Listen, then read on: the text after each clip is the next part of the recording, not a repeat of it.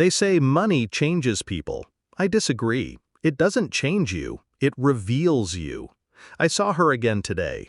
Olivia stood behind the polished marble counter of the private client division at Halberd & Crane. Black suit sharp, posture sharper. Her lips curled when she saw me. That sneer. God, I remembered it. She leaned in, loud enough for the other advisors and high-net clients to hear, and said, "We don't serve poor beggars here." I smiled, just slightly. "Relax," I said. "I only wanted to invest $170. A chuckle rippled through the room, hers the loudest. She didn't recognize the name on the account. That was the point. I met Olivia 8 years ago. She was studying for her Series 7, bartending at a finance bro hangout, all sharp wit and bigger dreams. I was still anonymous back then, running early-stage capital through Delaware LLCs and letting my returns speak for themselves. She told me she wanted to be richer than God. I told her I just wanted peace. For a while, we had both. She was the only one who knew the full scope of what I was building. I let her into the vault, into me. We married in a courthouse, no prenup. My first mistake. The cracks showed up in decimal points. She'd skim my investment summaries, mention deals I hadn't shared with anyone. Passwords reset themselves. Calls accidentally answered on speaker. Then came the merger party. I caught her in a red dress and a corner booth whispering into the ear of Bryce Carrington.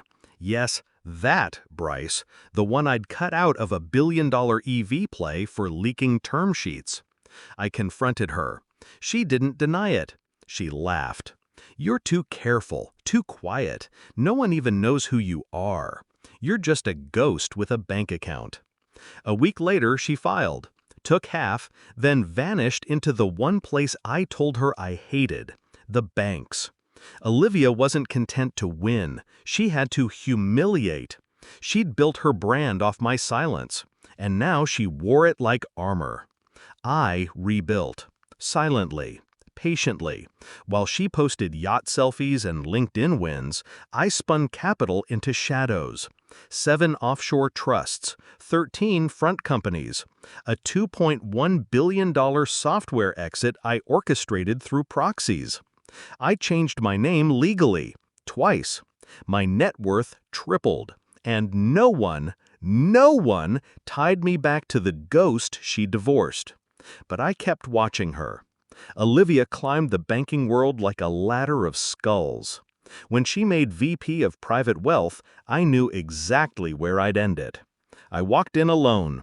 No appointment, no fanfare, just a folded piece of paper in my pocket and a $170 cashier's check.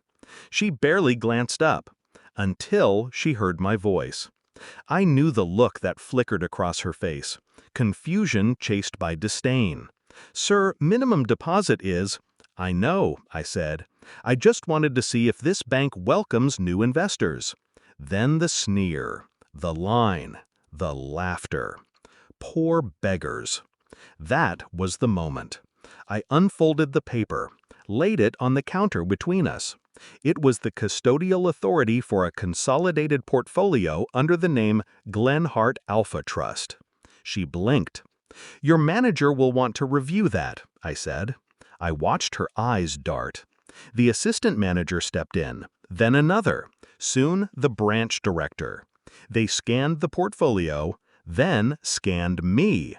Then they turned pale, because the Glenhart Alpha Trust controlled over $8.5 billion in assets. The portfolios were real. The companies were real. The legal authority, all verifiable. And the withdrawal request? Immediate. Full liquidation. All of it tied to Halberd & Crane's balance sheets. All of it leaving today. The room froze. Phones rang. Doors slammed. I sipped complimentary water. Olivia stood rigid. Her voice didn't rise, but cracked when she finally said, This is a mistake." "No mistake," I said. "But I made one once." I leaned in, quiet enough that only she could hear. 8 years ago, when I trusted you." Recognition flooded her eyes. I watched her realize exactly who I was. Her lips parted. No sound came. "Don't worry," I said. "You won't be fired. Not immediately. They'll need someone to blame during the audit." She reached out. I stepped back. "That little check," I added, nodding to the $170 still on the counter, "was a tip. For the memories." They tried to stall, sent the regional director, then legal. But I'd anticipated all of it. The request was airtight. The assets were already in motion. By noon, Halbert and Crane's systems lagged. Liquidity buffers shattered. By 3 p.m., the story hit the wires. Private Wealth Division suffers unprecedented loss, regulators alerted. The bank's stock plummeted. I didn't celebrate. I took a red-eye to Iceland, sat in silence while glacial wind burned my skin. Sometimes vengeance isn't loud. It's surgical, precise. It's the weight of silence pressing against someone who thought they'd never have to listen. I heard Olivia left the bank a week later, disgraced. No offers. She tried calling.